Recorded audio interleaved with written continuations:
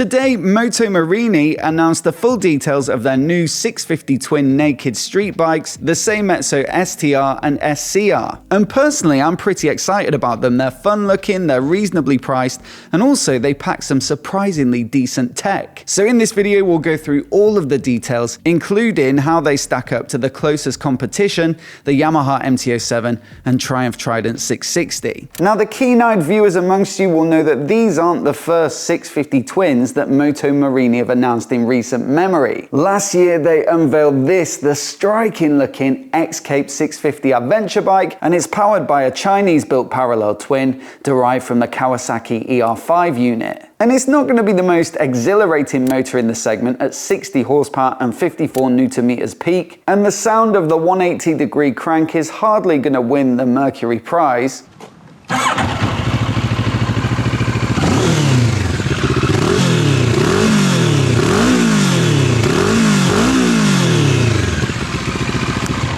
But that's not really the point. It makes the bike super affordable, it's pretty decent on fuel, and also it's a proven design. Pretty much every bike manufacturer on the planet now spins out several versions of each platform in order to maximize the returns on their R&D. Moto Morini are no different, with these two new bikes using the same engine, some of the chassis, and some of the tech too. Now, it is just a bit of a happy coincidence that the X-Cape 650 showed up at the studio this week for review, but it does mean I've had a chance to take it out and experience this power unit firsthand. And look, it's not going to beat the smooth 80 horsepower triple in the Trident or that playful grunt that you get from Yamaha's CP2, but the Seimmezzos do manage to undercut the price of those bikes by a decent margin, and so if peak performance isn't your only concern, then the Morinis are still worth a look for a few of these features we're going to talk about. Now, moving on to the chassis, and like the X-Cape, the Seiemmezzo gets the same steel trellis frame and aluminium swing arm. But these street-focused bikes get shorter travel suspension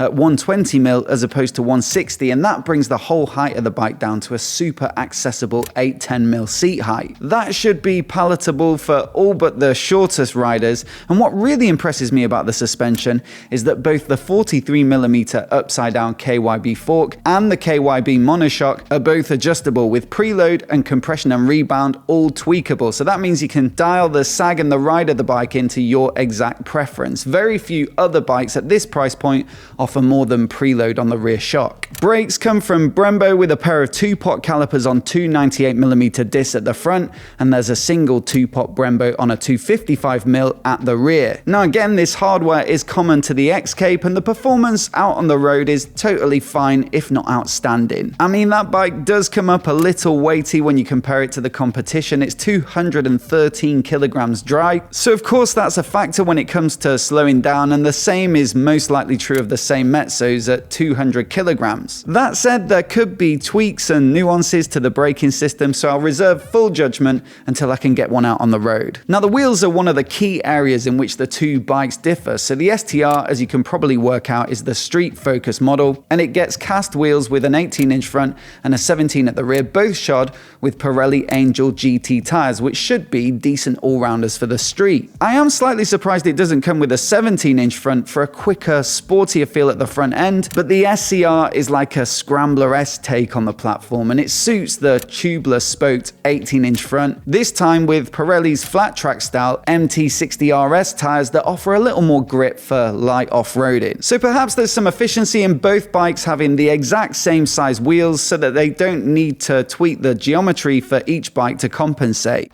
Now, one of the areas in which I find these Morini 650s super impressive is with the tech. I'm not really talking about the latest and greatest in lean sensitive rider aids and wheelie control and launch control, but it's more so the finishing parts and attention to detail that give it a feeling of class that far surpasses the price point. There's LED lighting all round for a start, and I really do like that semi-retro round headlight on the Seimmezzos with the DRL ring. You also get backlit switchgear, which is a massive bonus for anyone who commutes home through the winter in the dark. But the centerpiece of the cockpit is the full color TFT dash, and I'm really impressed with the way that they've designed the graphics and layout. The Seiemmezzos get a 5-inch screen, so it's not quite as big as this bike because you've got that big fairing, so naturally it'll suit the big 7-inch slab a little better. But you do get the same functionality, so not only a really easy to read and fun to use dash, but also Bluetooth connectivity to a headset and phone, so you can control your music and calls through the switchgear and dash. Now, I did notice when I was reading the manual for this bike last night that the TFT dash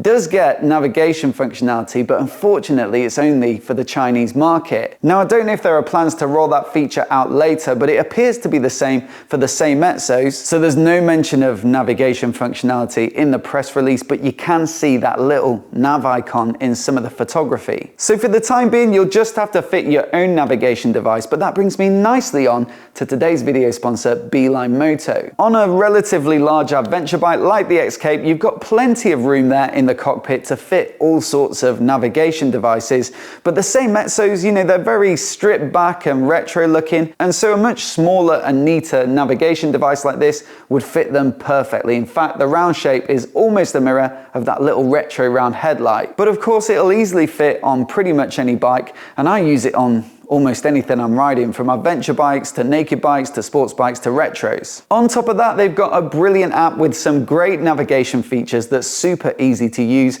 and so I can wholeheartedly recommend it. There are links down in the description if you want to find out more. Now, the last thing to say about the tech is that there are no riding modes, no traction control, but the Seiemmezzos do get the same Bosch ABS system as this bike. It's only a bit of a shame that it's not switchable on the SCR like it is here on the Escape, because I can certainly see the appeal of taking that bike on some fire roads or gravel roads for a bit of skidding about. Now, while these Morini 650 bikes are Chinese built, the research and design is done at their headquarters in Italy, and it certainly shines through in the styling department. Now, the STR definitely has a little bit of Triumph Trident about it for me, but with a slightly more chiseled and edgy look to the bodywork that I think comes across quite nicely. The SCR, of course, leans into the Scrambler vibe with all the textbook hallmarks like the spoke wheels and semi-knobbly tires, the fly screen, the brown tuck and roll style seat, khaki green paintwork as one of the options, a high front mudguard, a longer rear mudguard, tank pads, and the 70mm wider handlebars. Look, to break into a market where there are some well-established favourites, the Morini is going to need to stand out from the crowd, and I think it certainly does that. But as I always say, looks are subjective, so let me know what you think of it down in the comments below. Now on to the all-important price, and the STR starts from £6,699, whilst the extra finish and bodywork on the SCR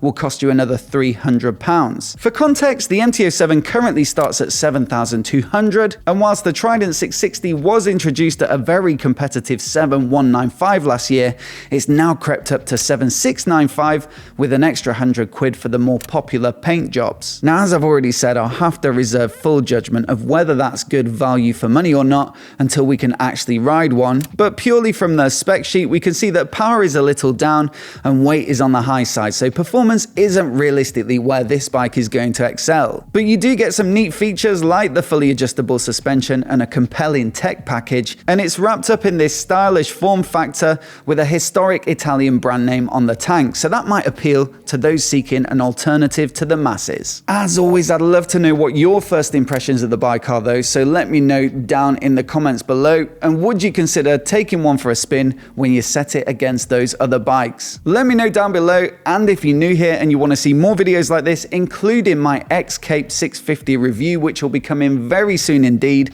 then hit subscribe and I'll see you then.